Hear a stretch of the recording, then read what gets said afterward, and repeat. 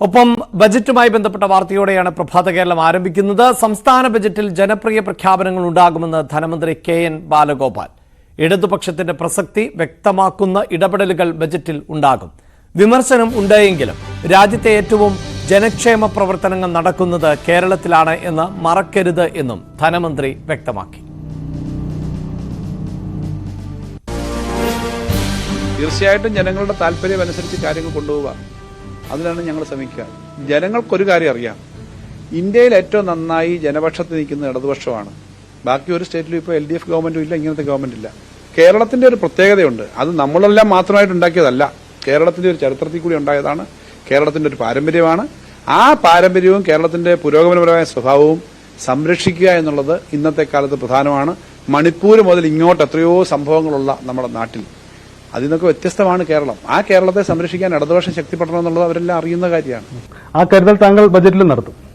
തീർച്ചയായിട്ടും ആ കരുതലുണ്ടാവും. കേരളത്തിന്റെ ഒരു സമൂഹത്തെ കൂടുതൽ ശക്തമായിട്ട് മുന്നോട്ട് കൊണ്ടുപോകാനുള്ള എല്ലാ സമീപനവും ഉണ്ടാവും.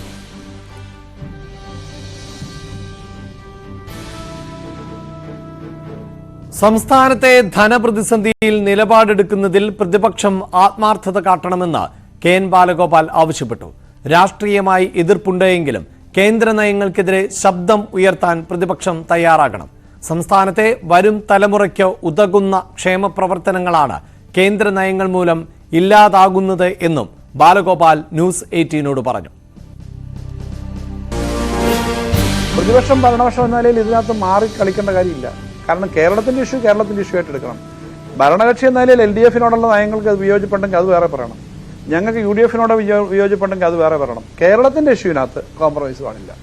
സ്റ്റേറ്റിന് 50,000 കോടി കിട്ടിയില്ലെങ്കിൽ അത് ബാധിക്കുന്ന LDFകാരെ മാത്രമല്ല, CPMകാരെയോ CPIക്കാരെ മാത്രമല്ല, കോൺഗ്രസ്സുകാരെയോ BJPക്കാരെ മാത്രമല്ല, എല്ലാ പാർട്ടിക്കാരെയും ബാധിക്കും, പാർട്ടി ഇല്ലാത്തവരെയും ബാധിക്കും. നമ്മുടെ കൊച്ചു കുട്ടികൾ ജനിക്കുന്നവർക്കുൾപ്പെടെയുള്ള ഭാവി സൗകര്യങ്ങൾ വികസിക്കുന്നതിന് വേണ്ടി കേരളത്തിൽ ഇൻവെസ്റ്റ് ചെയ്യപ്പെടേണ്ട 50,000 കോടി രൂപ ഒരു വർഷം ഇല്ലാതായാൽ അത് എത്രയോ വർഷത്തെ ബാധിക്കുന്നതാണ്. അത് എല്ലാവരും ചേർന്ന് മനസ്സിലാക്കണം എന്നുള്ളതാണ് പ്രശ്നം. ക്ഷേമ പെൻഷൻ വർദ്ധിപ്പിക്കില്ല, പെൻഷൻ മുടങ്ങാതെ നൽകാനാണ് മുൻഗണനയെന്ന് മന്ത്രി KN ബാലഗോപാൽ. ദൈനംദിന കാര്യങ്ങൾ മുടങ്ങാതിരിക്കാൻ കേന്ദ്രം നൽകാനുള്ള പണം നൽകണം. മുടങ്ങിയ പെൻഷൻ നൽകാനുള്ള ഇടപെടൽ ബജറ്റിൽ ഉണ്ടാവുമെന്നും ബാലഗോപാൽ വ്യക്തമാക്കി. കൃത്യമായി ക്ഷേമ പെൻഷൻ നടത്തുക എന്നുള്ളതാണ് ഒന്നാമത്തെ അജണ്ട. ബാക്കി കാര്യങ്ങളെല്ലാം ഈ വരുന്ന കണക്കിനനുസരിച്ച് നമുക്ക് ചെയ്യാൻ പറ്റുള്ളൂ. ഇപ്പോഴത്തെ സ്ഥിതിയിൽ നമുക്ക് ദൈനംദിന കാര്യങ്ങൾ മുന്നോട്ട് പോകണമെങ്കിൽ നമുക്ക് കിട്ടാനുള്ള പണം, ഇത് ഞാൻ പറയുന്ന അവിടുന്ന് വേറെ ഏതോ അക്കൗണ്ടിൽ ഇങ്ങോട്ട് തരാനുള്ള, നമുക്ക് തരാനുള്ള കമ്മിറ്റഡ് ആയിട്ടുള്ള പണം, അതെല്ലാം എന്താ അവരാണോ തരേണ്ടതെന്ന് ചോദിച്ചു കഴിഞ്ഞാൽ ഇതെല്ലാം ലിങ്ക്ഡ് ആണ്. ഈ റിസർവ് ബാങ്കിന്റെയും കൂടി നിയന്ത്രണത്തിലാണ് എല്ലാ കാര്യവും. ആ കിട്ടേണ്ട പണം ഉൾപ്പെടെ നമുക്ക് കിട്ടണം. നിലവിലുള്ള ആനുകൂല്യങ്ങളും സൗകര്യങ്ങളും എല്ലാം കൃത്യമായി കൊടുക്കാനുള്ള വലിയ ശ്രമമാണ് നടത്തുന്നത്. അത് നടത്താൻ പറ്റുമെന്നാണ് ഞാൻ പ്രതീക്ഷിക്കുന്നത്. അതായത് ക്ഷേമ പെൻഷൻ മുടങ്ങാതെ കൊടുക്കാൻ പറ്റുന്ന ഒരു കരുതൽ ബജറ്റിലുണ്ട്. അതിനുള്ള എല്ലാ ശ്രമമാണല്ലോ, അത് അങ്ങനെ ചെയ്യാന്നുള്ളത് തന്നെയാണ്. അതെല്ലാം ഭാവിയിൽ അങ്ങനെ തന്നെ കൊടുക്കണം എന്നുള്ളത് തന്നെയാണ്.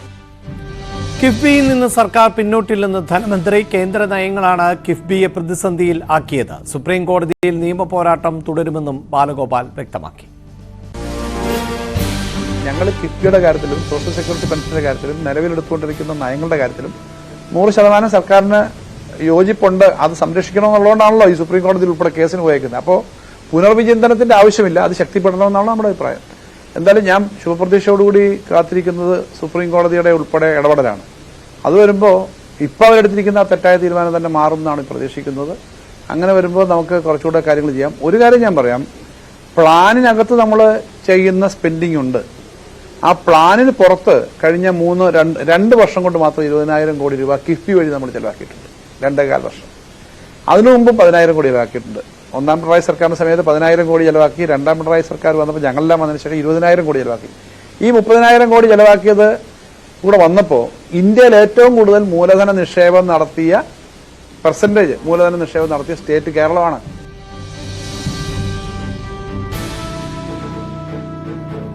കടുത്ത സാമ്പത്തിക പ്രതിസന്ധി നേരിടുന്നതിനിടയിലാണ് സംസ്ഥാന ബജറ്റ് അവതരിപ്പിക്കാൻ ധനമന്ത്രി KN ബാലഗോപാൽ തയ്യാറെടുക്കുന്നത്. ഇതിന്റെ അടിസ്ഥാനത്തിലായിരുന്നു ന്യൂസ് 18 അദ്ദേഹം പ്രത്യേകമായ അഭിമുഖം നൽകിയത്. ഈ അഭിമുഖത്തിൽ ആണ് കൂടുതൽ ജനക്ഷേമ പ്രവർത്തനങ്ങൾ ഉണ്ടാകും എന്നതുൾപ്പെടെയുള്ള കാര്യങ്ങൾ ധനമന്ത്രി വ്യക്തമാക്കിയത്.